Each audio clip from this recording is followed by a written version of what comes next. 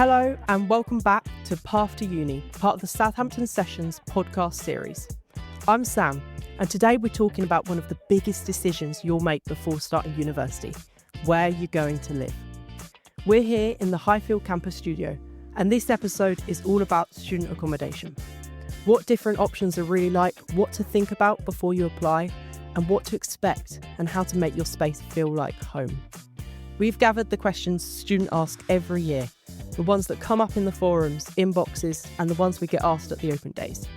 And we're putting them to the people who've lived it and know how the process works inside out. Joining me are Jean, who started in Wessex in his first year, alongside accommodation experts Karl and Becky, who will be helping us unpack how accommodation works and what you should know before making your choices. So whether you're weighing up your options, waiting on offers, getting ready to move in for the first time, you're in the right place. Let's get to it, Jean. What's our first question?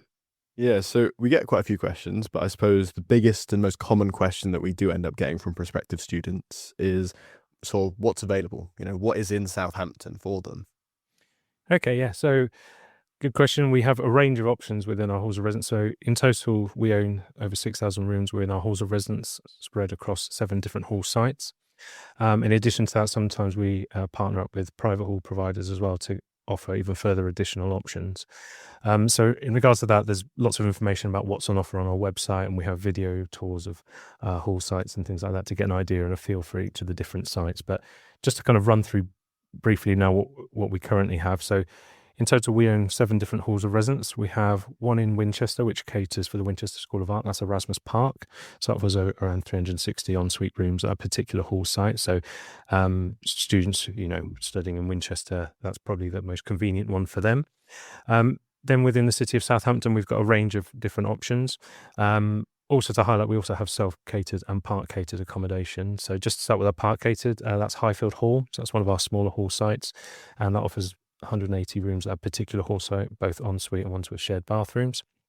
And so that's one of our smaller hall sites. But then to go to the other side of the scale, one of our largest sites is Glenair, or our largest site is Glenair. That's over 2,000 rooms at a particular hall site, spread across a number of different blocks and buildings, offering a range of different room types. Our next largest is Wessex Lane, so that's around 1,500 rooms at that particular hall site. They're all kind of around the kind of general Highfield campus area, but our next largest is Mayflower Halls, which is right in the city centre, so it offers something different yet again. There's over 1,000 ensuite rooms at a particular hall site. It's city centre and 3 high-rise blocks. So again, there's some really good views over the Solent and Southampton from those upper floors.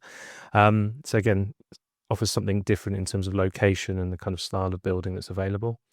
Then we've got kind of coming out of the city centre a bit, but kind of closer towards Avenue Campus and Southampton Common area.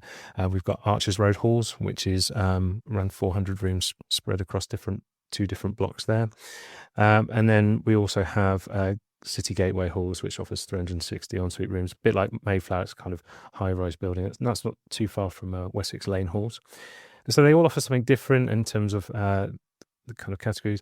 The last few I mentioned, they're all self-catered. So in terms of the actual setup within the halls, you have your own individual room, which is yours, but you'll be in a kind of along a corridor, and you'll have a shared flat kitchen. But as I say, we have both ensuite rooms where you've got your own bathroom, but we also have flats where you have shared bathroom facilities. And again, they are kind of individual cubicles, so you get your privacy and everything like that as well. So there's a number of options in that regard. So yeah, lots to think about, lots to take in terms of locations and things like that. Wherever you live in our Southampton halls, you get a U-Link bus pass, which gives you unlimited travel on U-Link service. So it's really easy to get to your halls, to your lectures, but you can also use it to get around town generally. In terms of other options and what's available, we also offer some kind of other options in terms of we offer quiet flats, female-only flats, LGBTQ plus flats, and also alcohol-free flats.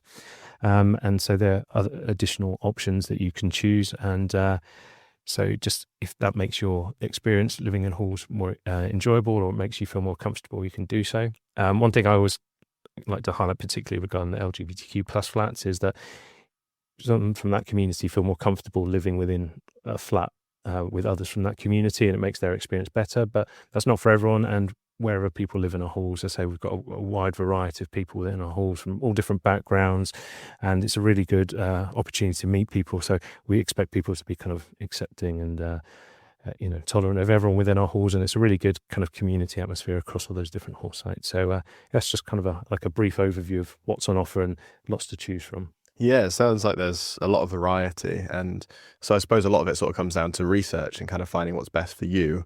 So like, for example, like maybe being near a campus or studies, like what sort of stuff is there like around that, like with halls, can make it easier to get to?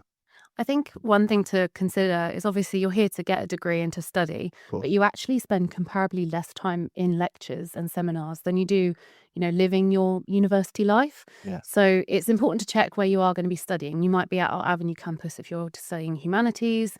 You might be doing an oceanography degree. So you might be down by the docks, which means living in the city centre might be more convenient. Mm-hmm. So it's worth considering that, but then also thinking about, what are my must-haves within my room? Do I want to share a bathroom? Do I want an ensuite? Do I want maybe a small double bed rather than a single bed? And really considering those options as well. But there's lots going on at the University of Southampton. We've got so many societies, lots of sport. If you're very active, then potentially you want a site that has a gym. Mayflower's got a gym on site included within the rent. We've also got Wessex Lane is right next to a water sports centre. So there's really lots going on that you can get involved in. And Southampton is such a beautiful city as well. So if you want to enjoy that nature and the wildlife, we've got lots of green areas. We've also got a really lively nightlife and lots of part-time jobs as well within the city centre. So there's really lots to consider.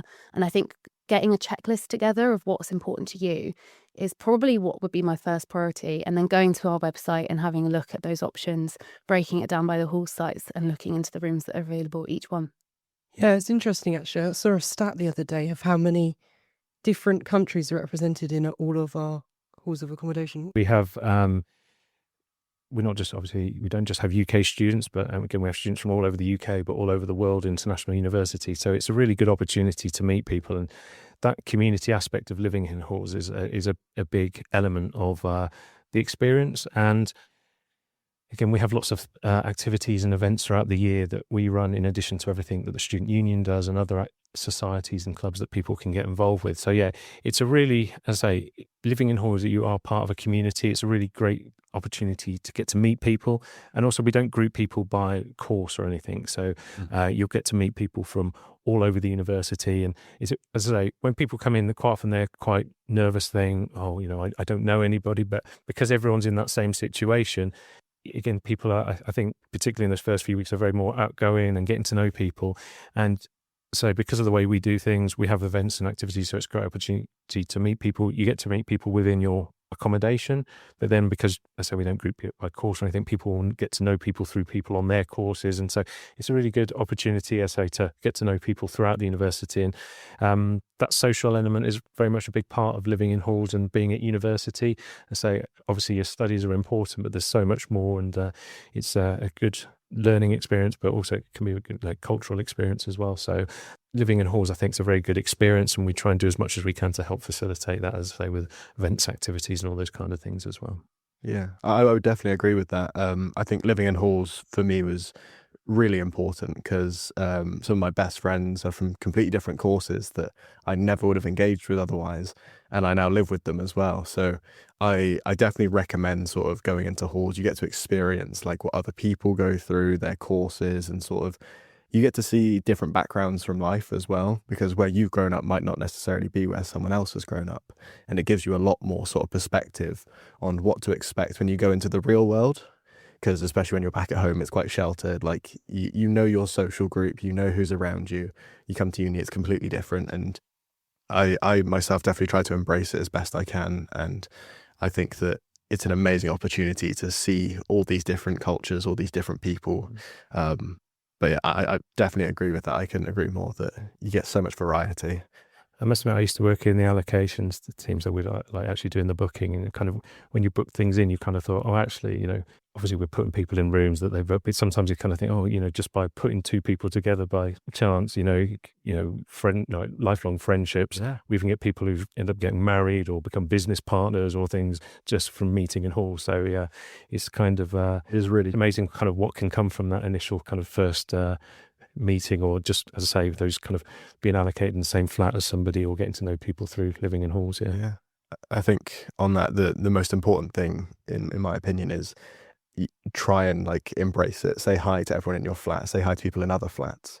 I remember one of my now best friends was in the flat across from me, and he came out on, I think, the second day, knocked on everyone's doors in our building and was like, "Hey, I'm here, like, come say hi, we're gonna go out tonight," and ended up like bringing so many people together. And I could not recommend that more, because it creates such a sense of community.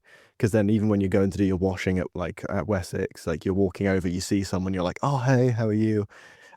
It really does create like a massive community vibe. And it's one of the things that I loved about being in halls, is that sense of community, and the sense of seeing someone who you've only met once, but still being like, "I'm new here, you're new here, like, hi." And it definitely was a really exciting experience. Which halls were you at? I was at Wessex. So I got the cheapest option at Wessex, and it was perfect for me. I got there on the first day and was like, right, let me grab a fridge space and settle in. And then all my friends sort of started to come in. But yeah, I think the university did a great job to sort of make it easier to move in, even though it's like a very daunting experience overall. I think they did a very good job with that. I stayed at Glen Eyre, and I loved how it's quite close to campus, but it's slightly uphill. So on a bike, it's perfect, because you can just get out of your accommodation and whiz down straight onto campus for a lecture. So I can see why some prospective students get a bit bothered whether the accommodation is on campus or not, but I actually prefer it slightly off campus, because you get to see more of the city. Yeah. And, you know, even that walk with your friend to campus twice a day, that's some sort of socialising, you know, and we always had good chats walking up and down that hill. So, yeah, it's quite nice. I definitely agree with that. Like Wessex being out the way as well, like especially when you sort of get friends from the different accommodations and then you go over to theirs. Sometimes it's nice having the big sort of like large scale accommodation, because you've got the bigger washing. On Wessex, you have like that social room. There was a pool table there, and that's great. But then also having that sort of smaller community, I imagine, brings a lot more people together and sort of allows you to bond in a way which the bigger ones might not necessarily allow you to. I mentioned Archers Road earlier, and we, as a student, we did some kind of virtual events with him a few years ago, and he was saying, again, because it was a smaller hall, they all got to know each other. Basically, there's two buildings, there's about 200 rooms in each, and they got to know everybody. And so, again, that's a really good community spirit, and they just, you know, see each other out and about all the time. So yeah, it's really good. As I mentioned, I think it's such an important part of living in halls. Yeah. I love being able to go outside and see someone from my halls that I haven't seen maybe like in 3 or 4 months and be like, "Oh my God, like, how are you doing?" Like, it's so, yeah, like you're alive, you're here. And it's always really nice, because I've actually got a catch up with one of my friends like in a little bit, who I haven't seen since we moved out of halls. And I think it does show that even those sort of friendships from halls that might not necessarily be your primary friends, they still do remain like part of your friendship group. And when you do see them, it's always such a nice experience. I think that's a massive benefit of being in halls, to be honest. Essex had a pool table every day, pretty much after lectures. I would like go there. I would revise in like the back bit for a little bit, and then I'd message one of my friends when I got, you know, had enough studying, to say the least, and I would just say, "Hey, come over, play pool," and we'd stay there for like 2 hours. And you'd meet other people who'd be like, "Hey, like, could we play with you guys?" And again, that creates that sort of friendship that you don't really get anywhere else. Like, sure, on a night out you might meet people, but when you're in halls and you go and sort of play pool with someone, you actually get to chat with them, you get to bond with them in a way which does create quite a really nice friendship. And then that I often find leads to other friendships and further. I think that's one of the nice things of living in halls, is having that opportunity where it doesn't always have to be an organised event or something. It's just hanging out with people, and it's just quite nice because there's no pressure to have to do anything, but you're just chatting, getting along, and just sometimes it's just those spontaneous things that end up being most enjoyable. And within halls, I mean, you've mentioned like the common rooms. All of our hall sites have common rooms, and it is one thing that actually it's a shame they don't get used more than they do, because they've all been kind of recently refurbished, and they're all nice kind of multi-use spaces. So you've mentioned like the pool and the table tennis, but they've got like seating and booths, and when we have kind of on-site events, we will host them in those areas. But they're really good spaces, as I say, we don't want people to feel like they're confined to their room or their flat kitchen when they're in halls as well. Yeah. And so these spaces have very much been made with that in mind. And like we said, Glenn, also there's like a bookable cinema room that can be used, and people can use it for gaming, things like that. So there's lots of opportunities, as I say, to just have those kind of enjoyable experiences, but as I say, these spaces on your hall site to make use of. And again, at Glen, I don't know when you were there, but again, there's outside barbecues, but there's just picnic benches and things like that. And it's just nice, particularly we notice in the kind of spring was particularly sunny this year, that everyone kind of, just to make their study more interesting, will go out and study outside, or just if they want to chill out or just have a picnic or something. And it's just really nice to see. And again, it's that kind of community aspect of living in halls. So there's lots of great kind of facilities, and we try and make sure that they're kept up to date and used and utilised as much as possible, because I think it's a big kind of aspect of living in halls and another benefit. I'm going to pivot to a slightly different topic. What about halls availability? Because I'm sure there'd be some students out there worrying about, will I get my first choice, that sort of thing. Can you guarantee accommodation, and what if someone doesn't get their room? So as I mentioned earlier, if you apply get your application before the 1st of July of whatever year you plan to start, then you'll be covered by accommodation guarantee. So first year undergraduates do that, and it just gives you peace of mind, get your accommodation, or you'll get an offer of accommodation. In the application, you get to put 5 preferences. You can put a maximum of 7. And as I say, our team worked very hard to make sure that you actually get one of those preferences. So again, we kind of then look back each year, but over the last few years, we've always been around kind of 80 to low 90% people have got one of their first 3 preferences. And also, if there's any additional needs, so if a student has any medical needs or anything like that, then obviously we would prioritise that. So we do have rooms that have adaptations, or if someone needs an ensuite or ground floor room or something along those lines, our team work very closely with the student disability inclusion team to kind of make sure that people get the accommodation that meets their needs. We want everyone to be comfortable and have an enjoyable experience here. And so again, if we know about specific preferences or specific needs, then we put a lot of effort into that. So if we can't give exactly what people need, then we'll look for trends in the application. What I would say kind of generally across all of our halls, yes, we have different room categories, we have different blocks and things like that, but within the rooms I'd say the standards are kind of very similar in terms of you get a desk, you get a kind of office chair, you get a bed, storage and things like that. So there's certain things that you expect wherever you're in halls. And we hope that wherever you live in the halls, you'll have a really, enjoyable stay. You've got everything you need to have a comfortable and kind of sociable and enjoyable stay with us. We put a lot of effort into that. If there are instances where people have moved in and then they're like, actually, this isn't for me, or this isn't the room type I wanted, then we do have things like room transfer process, or we can do supported room moves if needed. But we always say when people move in, give it a chance, because quite often, as we've mentioned earlier, in terms of making friends and stuff, people move in, their first experience is, actually, this isn't what I wanted, but then they get to make their friends within the flat, and actually then all of a sudden they're like, actually, I'd rather stay with my friends, and actually I've got the things that I need. So I say we did put a lot of effort in. I can't say that everyone was always happy, but I say in those rare instances where people move in and not happy, then again, we can do room transfers, or as I said, we quite often find people do change their mind because they've made friends, they've got their connections there, and then actually that's more of a priority to them at that point. So as I say, wherever people live in our halls, we hope they have an enjoyable and comfortable stay. So about half of our hall sites are located a little bit further away from the campuses and from the city centre, so you get that immersion in nature, and there's like birds around. You might see some foxes like in the evenings. Someone told me the other day they'd seen a badger before and things like that. So it's like you do get to immerse yourself in a world that isn't just that university life. I think that mental health is a very important thing, and at university it's a very stressful time. Moving into accommodation can be quite stressful, and having these green spaces can actually be really beneficial, just to sort of go, okay, I'm gonna go for a walk, then you can walk around this lovely green space. I think that's really important, and for me it definitely has helped a lot, especially with my mental health.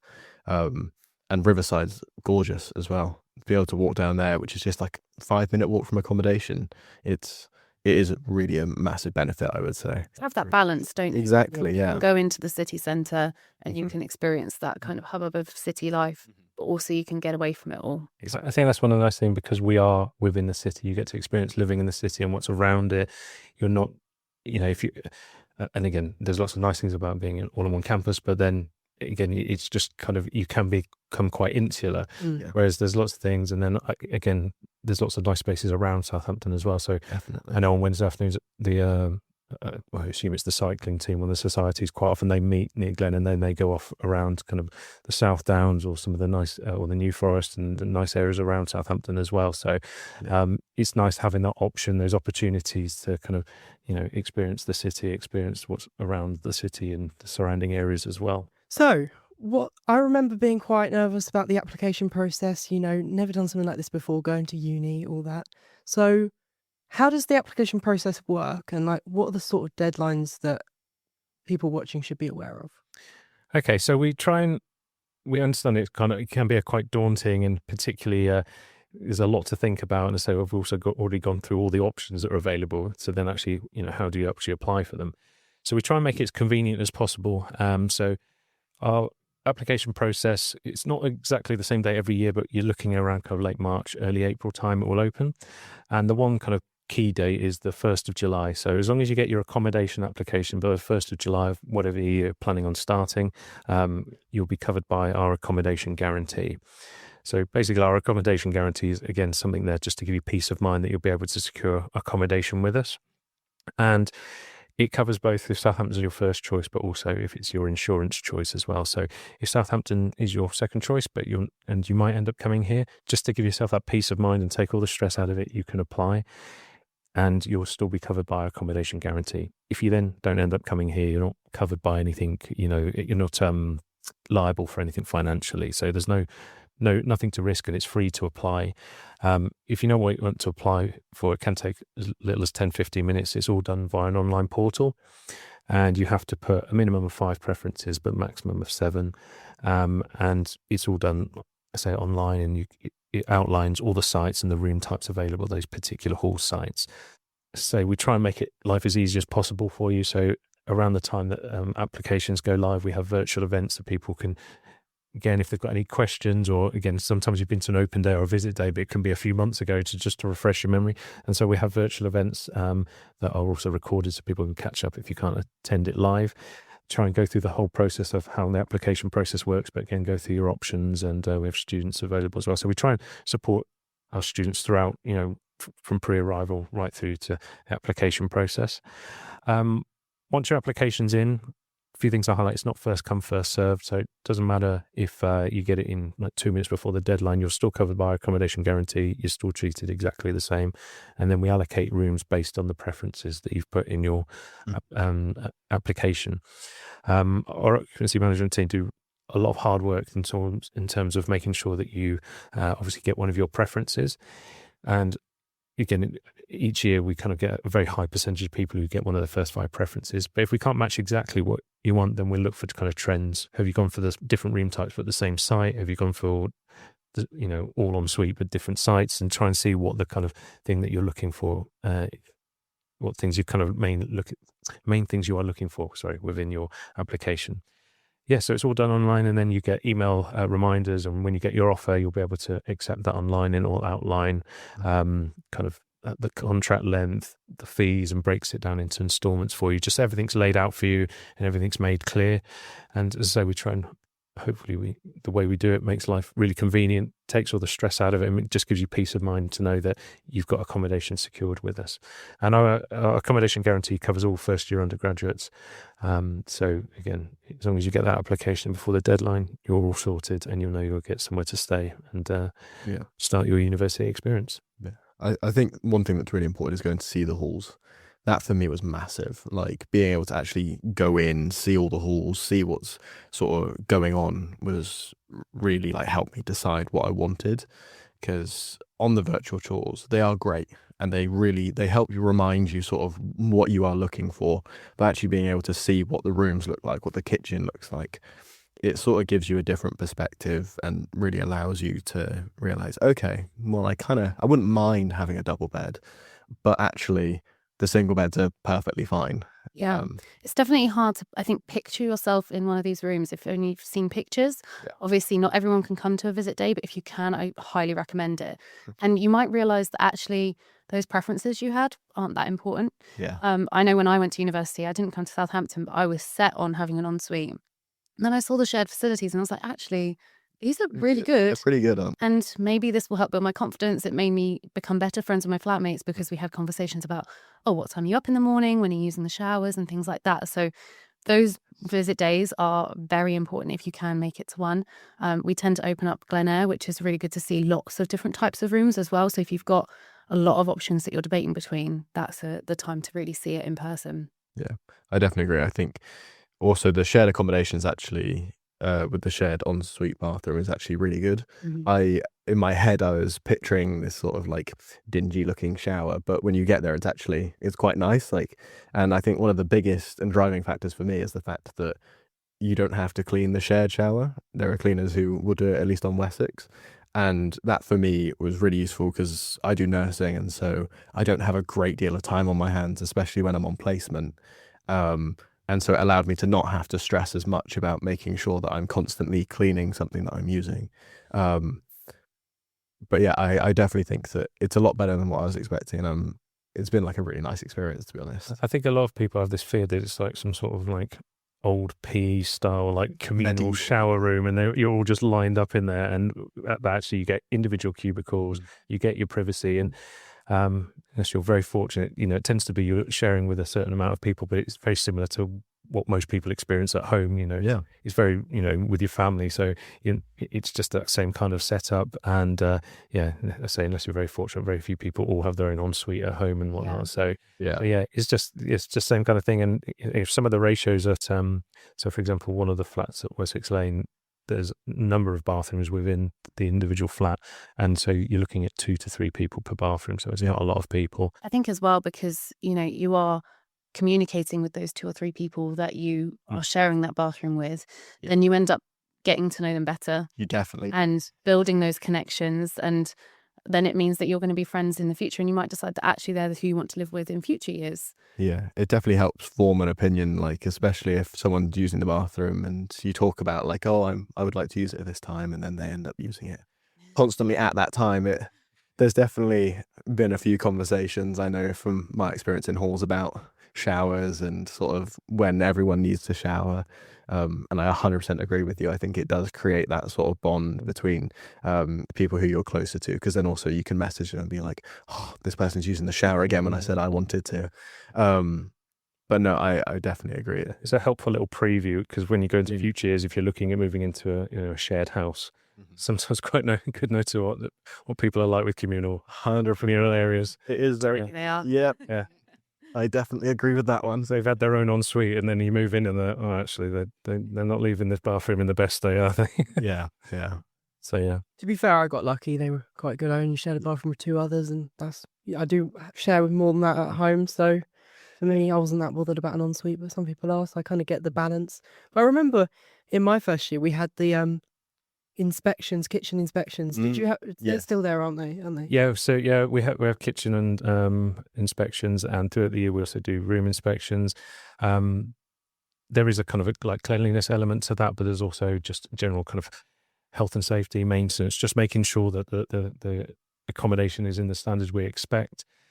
Just make sure that everything's working. Again, it's surprising sometimes. Again, you can report maintenance items via an online tool, Plan On, and so you can report things without even leaving your room. But when we do room inspections, it's amazing. Sometimes someone's light's not working in their room, and they just haven't let us know, and we can get that sorted for you. So it's just those kind of things, and so they're not.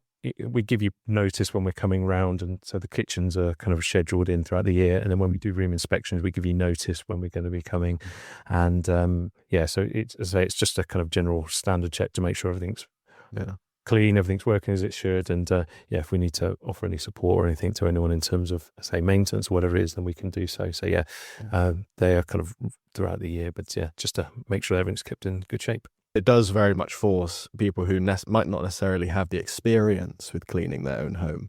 And I think that goes back to sort of people come from different backgrounds. Not everyone has to sort of help clean the kitchen or help clean the bathroom. And it does come down to just being like, hey, could you give us a hand with that? And having that sort of shared experience can really help a lot of people adjust to what it's like living with others and not living at home. I know for myself, I'm a bit of a clean freak, and so I very much like everything to be kept nice and tidy. And it also then helped me make my expectations more realistic. Like, it's not going to be clean 24/7, and that's okay. But then also helped others be like, could you maybe step up the cleaning like a tiny bit here? And it does create like, it might create a bit of tension in the moment, but overall it creates like a better person to live with. I think as well, it's key to remember that people have different expectations moving into halls. And like you say, it gives you the skills to not only understand that person, but to be able to communicate better with them. And that will help you in future years. Obviously, we have support systems here. If you ever find that you are struggling with a flatmate and things aren't as clean as they should be, we can help you kind of facilitate that mediation and have those discussions. But in future years, you may be in a private house, and we won't be there. So this is the time to do it when you're in halls and building those connections with people and learning how to communicate best. Yeah, definitely. I think we do a lot of work to make sure, as I say, I think because halls, we're kind of a transition from, many people haven't lived away from home before. And so I think if we do our job properly, then we create a nice smooth transition from living at home to living at halls, coming away to uni, and then again, hopefully benefits for future years as well, as you, as I, when your accommodation option for future years, whether you move into uni house or whatever it may be. So yeah. And those students at home can almost make that transition a bit smoother by maybe like, I remember I just started cleaning the house at home a bit, or cooking my own meals myself, I did that for months before I came to uni. And then that made the adjustment a bit easier, getting used to that independent living. Yeah. We know some people don't have that opportunity as well. So we have things like a cookery school that runs with our catering team. So you can book a session and go and learn how to make a new meal. And then you add that recipe to your repertoire. It teaches you like knife skills and things like that. And then by the time you've finished your time with us, hopefully you'll be an excellent cook. I still struggle making pasta, so I'm not one to talk, but it's a really good opportunity to build those skills for future years as well. I think that's a very important thing, is those sort of like skills that you, like myself, I kind of just assumed that people would come in with. I very much I enjoy cooking, so I cooked a lot before. I made sure that I sort of cleaned my room. That was always like, all the bathroom, that was like my responsibility at home. But for those who don't have to do that, I would highly recommend it, like you said, because it does set you in that mindset. And like you, I upped the level at which I was doing that, and I think that massively helps. And that especially helps if you've got an ensuite, because while you have cleaning teams that are there to support with the communal areas, you're in charge of keeping your room tidy and your ensuite tidy, and it can very quickly get out of hand. And then it's a bigger job, whereas like maintaining these things is definitely preferred, I think. 100%, I agree. And I think when you do come to halls, preparing a couple recipes, something simple as spag bol. Like, I think I ate copious amounts of spag bol in my first year. Spag bol beans on toast were like my go-to staple meals, and just being able to know how to make them well is such an advantage. It really does help a lot, because then you can just bulk make it and whack it in the freezer. And then if you had a long day at lectures, you're tired, you don't want to cook anything. Takeaway is obviously extremely expensive. I've got something healthy and easy in the freezer. Let me just bang that out, put on some pasta, and then there you go. Like, it's so much easier, and I really highly recommend anyone to sort of make those sort of meals beforehand and learn how to do it. Did either of you end up having like flat kitchen dinners and things? Yeah. Yeah. I loved my flat and my floor. So my floor got on really well. So at Christmas time, we all kind of contributed like one item to Christmas dinner. And then we all piled into one flat and managed to just about cram us all in. And we got to kind of have like a nice little photo of our whole floor together. It was very cramped, but it was really nice because it sort of created that community within the floor.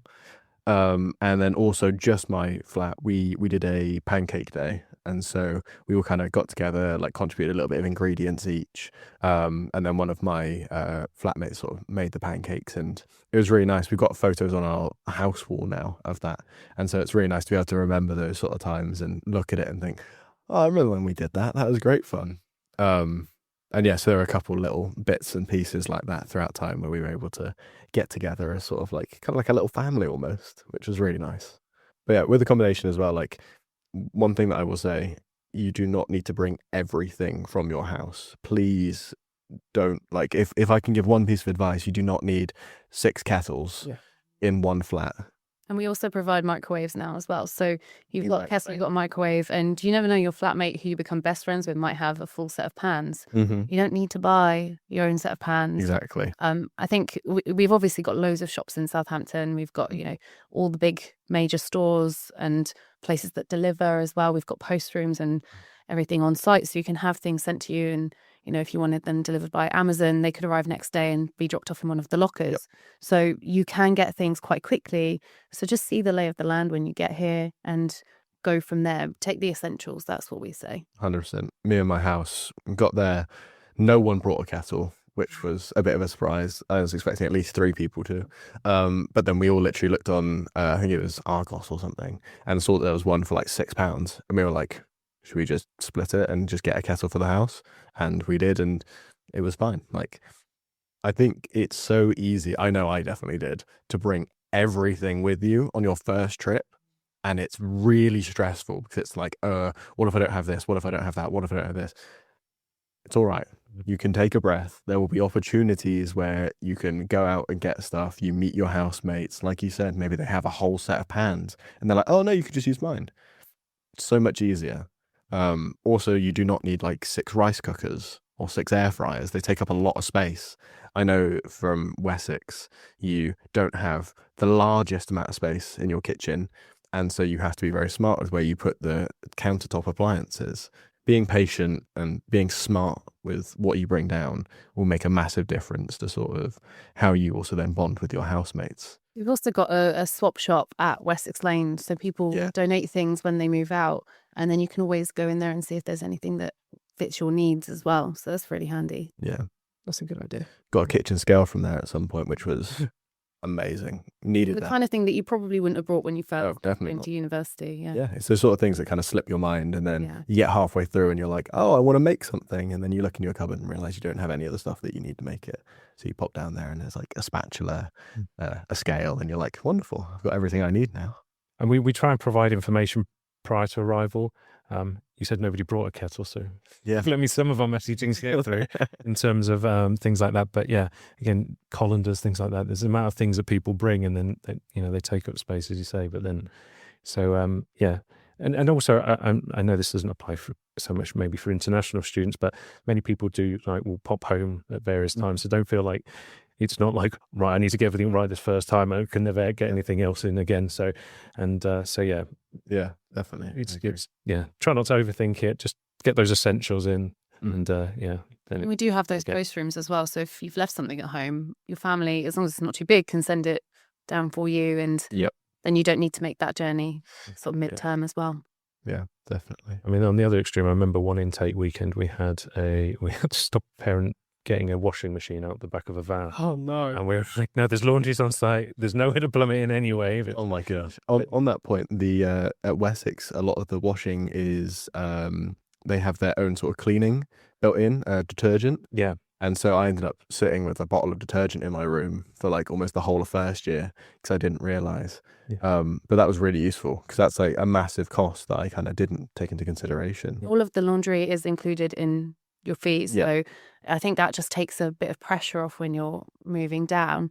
And like you say, you don't end up needing the detergent. Obviously, if you've got special requirements, we do have some machines where you can add the detergent, but it's an extra cost you don't need to think about, and you can just go put a load of washing in when you need to, and then you're sorted. We've got the dryers as well, so you don't need to be hanging up washing in your room either. Yeah, I remember what I would do a lot of the time is I would sort of go and I would put a load of washing on and then go to the common room, do some studying, set a timer, and then that also gave me a time frame to stop studying, go put my washing in the dryer, and then it sort of breaks it up. It definitely took a lot of stress off for me because when I go on placement, I need to wash my uniform quite regularly, and so being able to just go down there and do a wash, it was so helpful. Really, really took a big load of stress off my shoulders.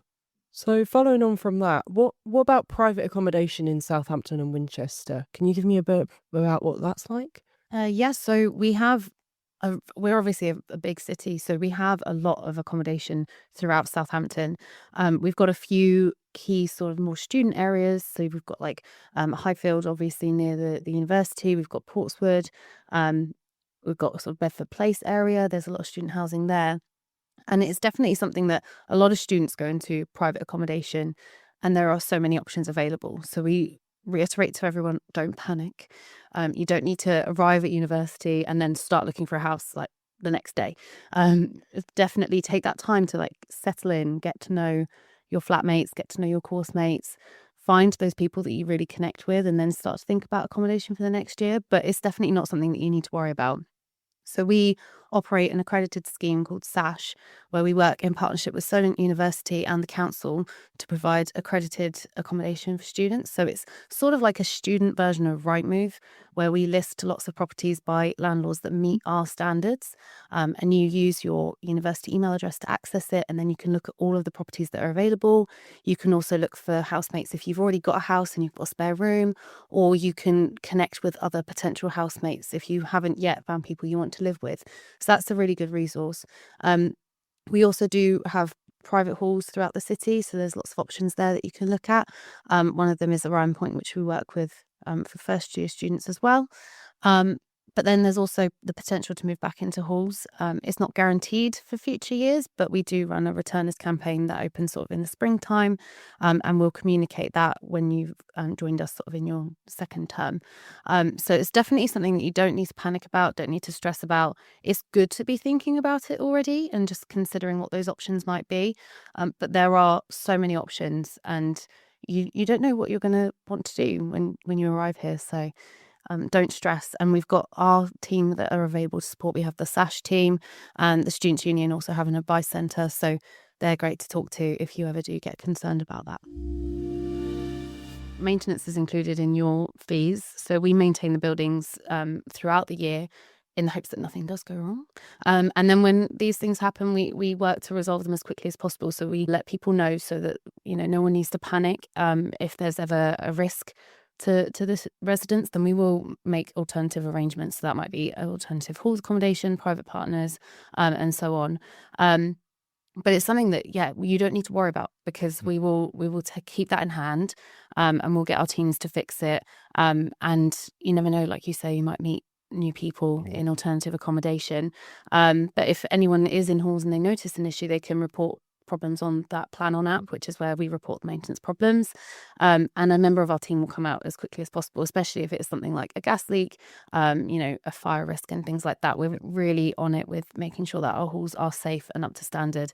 And we are covered by the UK Code of Conduct as well. So we maintain that standard, which means that you are rest assured that you're living in a safe accommodation. Yeah. Amazing. And we've got lots of things in place. So all of our sites have got 24-hour receptions. There's always someone on site you can speak to. We also have, we do have a night team. We have an on-call team, which Becky is part of. So again, if there was an issue overnight, something unforeseen, then we can action stuff. So it's not a case of residents are just left to their own devices. And that's in addition to the university security teams and the central control room security teams who patrol areas and things like that anyway, just to make sure everything's safe. But even for kind of less kind of major issues, if there was a maintenance issue in your room, then sometimes we do temporarily move someone to another room, or potentially if there's a issue with their shower or something, then we give them access to another shower to use in the meantime, that kind of thing. To pivot again, like in a little bit of a different direction, obviously with first year you move into accommodation, you have that sort of bus pass. What about sort of second year, third year, fourth year? If you need to move back into accommodation, what does that sort of look like for them? So if you move back into our accommodation, you'll get all of the benefits that you had in first year. So that's like the standard contracts. And then that does, obviously, if you've got the bus pass, it is a huge saving. But then we also offer for second and third year students, if you're moving out of accommodation, you can get like a discounted deal on your bus pass for future years, which is really handy. And then you're going to be really well connected throughout the city as well, because you're going to be in similar locations to where our hall sites are anyway. They might be areas that you know, they might be areas that you don't know so well. I don't know if either of you stayed close to where you lived in halls. I am literally right around the corner. Yeah. Which is really useful. That's the area that you liked, and that's ends up being where you stay. What about you? I moved to Portswood, where a lot of it's pretty much run by the students. It is. Yeah. There's a lot of student accommodation around there, and that's one thing that I will say is really beneficial, is that there is lots of availability at quite an affordable price here. Yeah. Like when I remember I was very fortunate. Like I said, I sort of met my accommodation friends before I actually moved in, and so we were able to kind of say, oh, I think I want to live with you sort of next year, and so we were able to find accommodation quite early on. But I had a lot of friends who, when moving out of accommodation, they moved out maybe like January sort of time, and there was still things that were available. It might not be your first pick, but they're still there. So there really genuinely is no pressure to sort of immediately be like, oh, I want to move in with someone next year. Pick your people smartly. Because I know a lot of houses who have sort of fallen apart because they decided way too early on that they wanted to live with them, and then realised, oh, actually, these aren't people I want to live with. Yeah. And chances are you'll probably get to know fellow undergraduates whilst you're living in halls for the first year. We position undergraduates in flats together and postgraduates in flats together because we understand that the needs are different. Yep. You might be like, next door to a group of postgraduates, but you are going to be living in separate flats. In future years, it's completely up to you where you choose to live. So you might decide that actually you have a friend who is a postgraduate who you want to live with, and that might work for you. But we do separate those out in halls of accommodation. So I'm going to ask the question because it kind of has to be asked. What about pricing? Sort of, what are we looking at? What does it sort of range from? I know that there are sort of different prices with different accommodations, but what is the idea of it? Okay, so in terms of cost, so it does change year on year, and we always would list all of our prices on the website, and it does depend on kind of what room and site you're at. But roughly speaking, again, currently our kind of lowest cost room is around £135.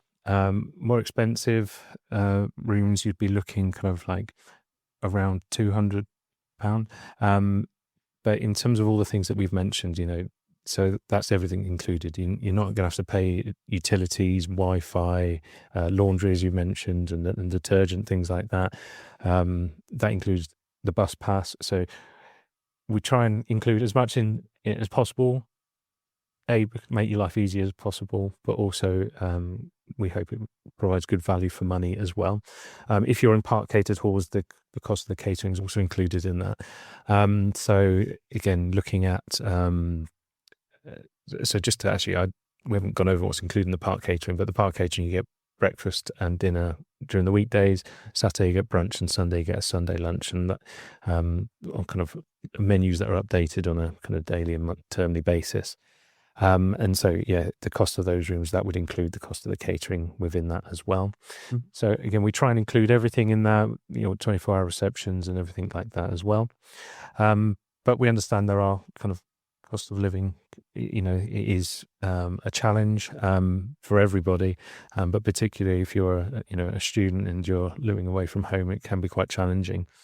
So again, we try and do as much as we can to make students aware of kind of if there's any offers or things like that maybe elsewhere in the university, or just financial kind of guidance. Student Union quite often will offer support in that regard. We have within the Student Hub, we have the Student Money Champions, who again provide lots of information, so you can make informed decisions and kind of understand what's going on. But likewise, if you're living in halls and you do have any concerns, again, you can always speak to people in halls, but also we've got the Student Hub as well who are available. So offer advice and things like that. In terms of the fees as well, what we do is we break it down into installments. So when you accept your offer, you know what the installments are and when they're due to allow you to budget. And the first one's around October, then the next one's early January, and then depending on how long your contract is, there's one around kind of March, April time, depending on when Easter is. If you're on a 51-week contract, there's also one on the 1st of July. But it's in line with when loans and maintenance grants and things like that come out. So again, it allows you to budget.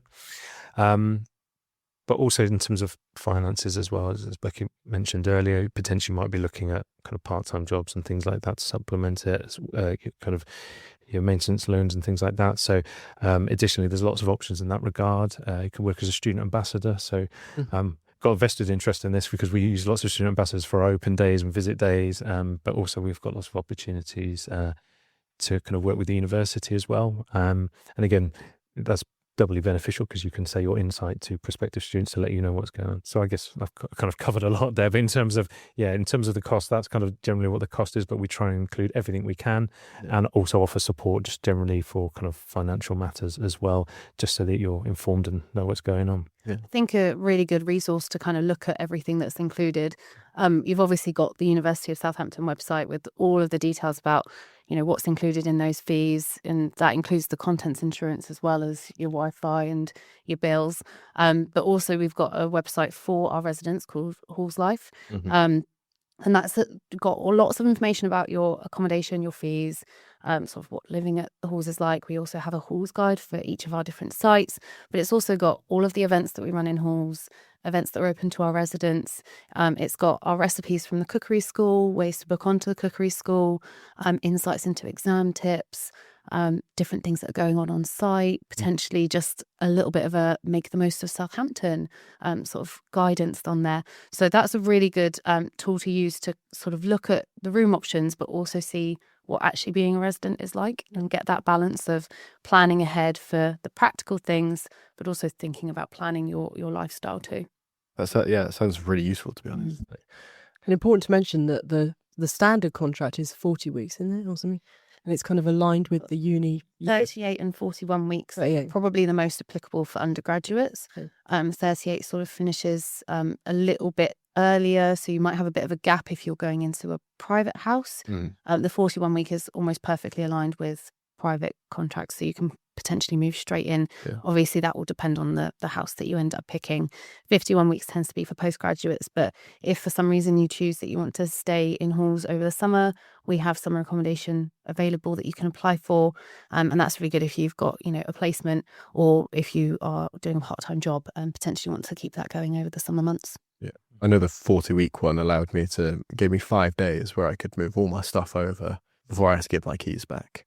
Being a medic student, I don't know if you or any of your kind of fellow course mates, but if you do have a placement and you're not sure where that is, then we always recommend that you apply for a 38 or 41 week contract, and then we do offer extensions. So obviously we're aware of kind of academic needs of certain courses, and so we do factor that in. So that is something that, again, if you're a medical, you might have a placement in Southampton, but it may be elsewhere. So rather than get a contract for a period, then you might not be in Southampton. We are geared up for that.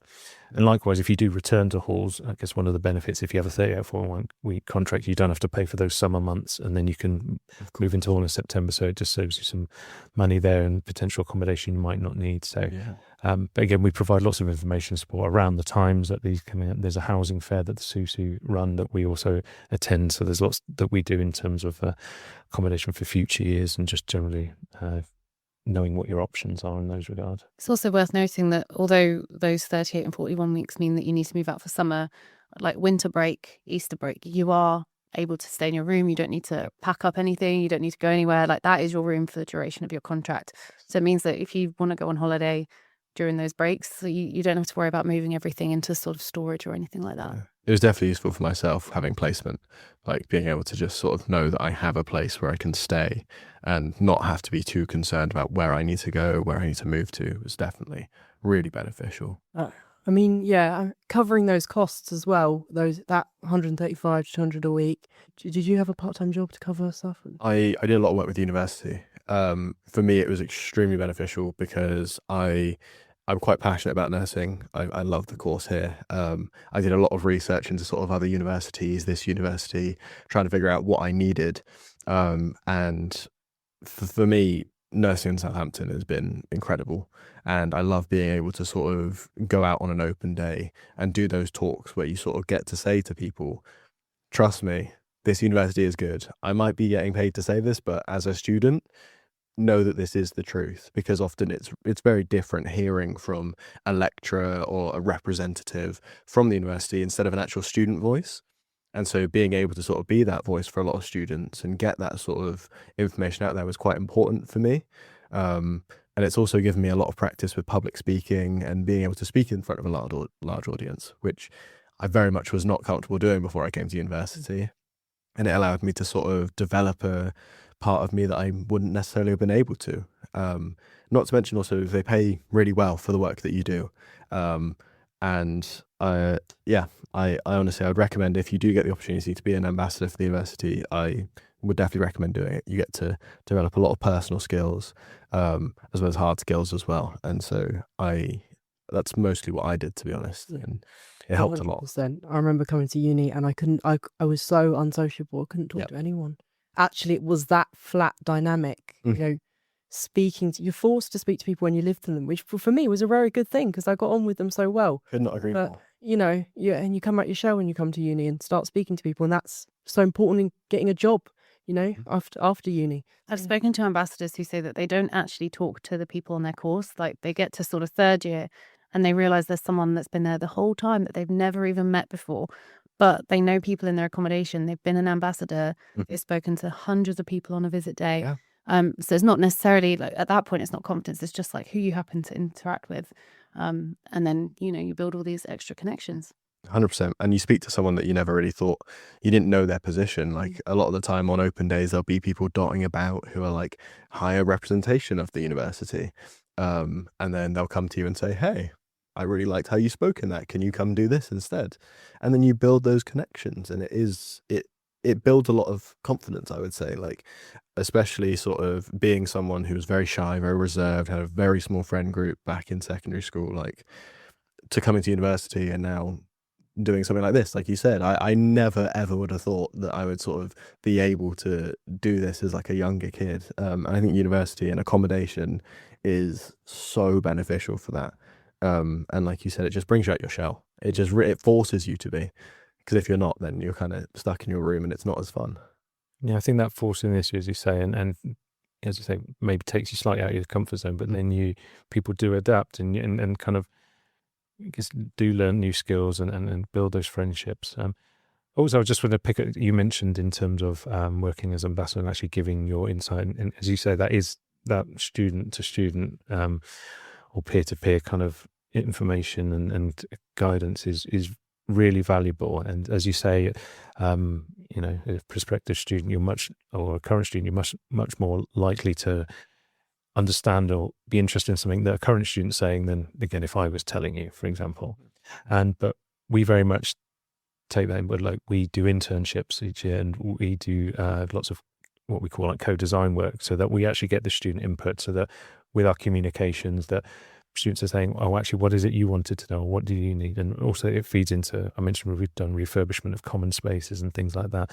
So a lot of the work we do, it does get that student insight, and actually, not just assuming that, oh, okay, we work at university, we know what's going on. Actually, the students are always going to know better than us. So again, not just have paid experience, but there's lots of benefits in terms of, from our perspective as well, is getting that insight from students, as whether it be an open day, whether it be a visit day, whether it be one of these co-design projects that we work on. So again, that's fed into our Hall's Life brochures, and we've worked with students on that for the last few years, and they do an internship over the Easter that then feeds into the printed guides that we do. So just because no, it's not exactly the same topic, but it just reminded me and thought it was kind of something useful just to highlight that, again, very much the student experience and current students' feedback feeds into them what we do. And we do surveys every year as well, just to see how people feel about things. And part of the reason we do the free laundry, for example, now, well, not free, but it's included in your contract, and the auto-dosing detergent was based on feedback from students who didn't like the previous system, we used an app and things like that. So the student experience and student insight is very important to what we do. And that co-design thing's really the full circle, because it is. The ambassador's getting paid to be there. I'm part of that. And then we're helping improve the university accommodation and using the money to pay off our university accommodation. It's win-win. it's such a nice full circle. So if you're in catered accommodation, are you allowed to make your own food still? Or are you forced into the sort of, you have to attend the meal plans? Yeah, so there is some flexibility. So if you live in part catered accommodation, you do have access to a pantry kitchen. So again, you can, with a fridge, freezer, and so you can make meals outside of times, and you've still got area where you can store food. So in terms of, there's meals within your halls, but there is the flexibility that your daily allocation is actually on your student ID card. So you can swipe that at the part catered halls, but also if you wanted to use it at some of the catering outlets at the university campuses, you can do so with that as well. So it gives you a bit more flexibility about where you eat your meals. So you don't have to have breakfast and dinner every day. You could use it to have lunch or whatever, depending on what you're doing and how it works. Also, if you have an early start, you can arrange to have a takeaway breakfast and things like that, just so you don't miss out on any meals. So there's a few things there, just gives you a bit more flexibility, so you're not always kind of tied down to having to be at Highfield Hall for breakfast and dinner every day, but you can still use your allocation at other areas. And as I mentioned earlier, there's a wide range of foods, and they change the menu regularly as well, so don't feel like you're going to come down and have the same dinner every day for like week after week. It regularly changes as well. So yeah, there's a bit of flexibility there. You can make meals outside of your kind of the catered times as well. So again, you're not kind of tied down to that structure all the time. Yeah, Amazing.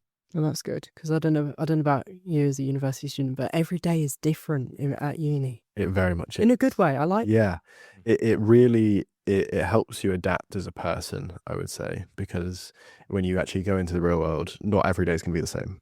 Every day can be slightly different, and university really sort of is that middle step where you're still being helped a little bit, like you're still being guided where you need to go, but some days you might finish at like 12 o'clock and it's great. You have the rest of the afternoon off. You can sort of arrange when you want to have your meals. But then other days you finish at like 7, 8 o'clock because you have to revise for exams, and it's a completely different day entirely. So yeah, I think that could definitely help, being able to make meals outside of those a lot of times. Extra benefit, you don't like doing washing up, or That would be a massive benefit. if you can't cook as well. So yeah, and there's benefits in that regard as well. Saves a bit of time there. Yeah. Okay, so let's assume that we've got in, we've applied, and we're going to move in September to accommodation. So I know that was definitely quite daunting. You know, that's only natural for every student to be a bit daunting about moving away from home and moving to student accommodation. So what's that first week like? You know, how can you best get rid of those nerves that are unfounded sort of thing? I think the first thing to remember is everyone else is in exactly the same position. And once you realise that, it takes so much of the pressure off, because everyone's meeting everyone for the first time. So we have our move-in days. Most of our sites spread over a couple of days. So you pick a slot that works for you once you've got your you've got your offer, you've done your induction, and then you book that slot. So you do all your packing, you'll arrive at your time slot, you'll come and collect your keys, and it will be one of our team there with a friendly face, a smile, ask you how your journey was, because some people obviously are going to come from a long way. And then you can go and get settled into your room and start to meet your flatmates. Now, they might arrive at the beginning of the weekend, at the end of the weekend, so you might have a slightly quieter flat for a couple of days if you arrive very early, or you might be thrown straight into the deep end if you arrive last. There are lots of events going on throughout that whole first week. So we've got the Freshers Week with all of the events, which I'm sure everyone's already heard about and is excited for. So there's lots of things going on, and you can explore all of the opportunities on the SUSU website. But we also have events going on in halls as well. So we've got Res Life assistants who work in halls.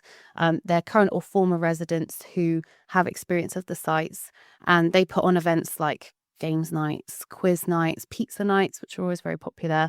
They do craft evenings as well. And they'll kind of get everyone together, do a bit of a meet and greet, help you meet people.